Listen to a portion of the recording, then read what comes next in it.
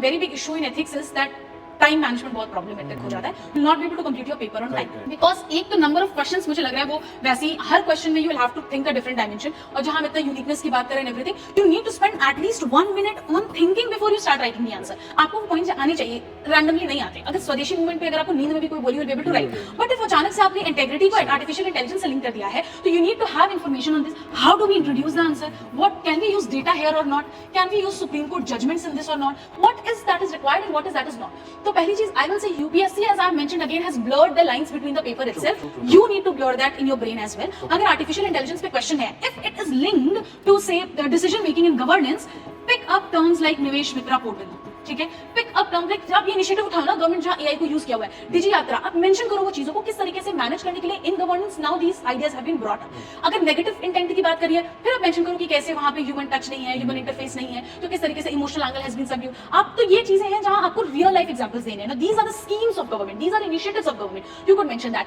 आप एआई की बात हो रही है, अगर मान लो अभी तो डिसीजन मेकिंग पे था, अगर एआई और जॉब रिप्लेसमेंट पे क्वेश्चन होता एंड मतलब एथिकल एंगल से they would have asked this, you could have quoted IMF का data that how in upcoming 20 years AI is going to take up say 70 million jobs or 80 million jobs, and then ये किसको सबसे ज्यादा impact करने वाला है। Then you could have given it an angle of gig economy and how government needs to come up with it. तो ये मुझे एक तो ये चीज क्लियर करनी है कि एथिक्स को खाली वो फिलोसफिकल में नहीं लिखना है, every philosophy has an argument जो आपको देनी है वहां पे, otherwise your answer looks very just fanciful. मतलब ये ऐसा लगता है कि आप बहुत बड़ी बड़ी बातें कर रहे हो, बट इसको सब्सटैंशिएट करने के लिए आपके पास कोई पॉइंट है नहीं।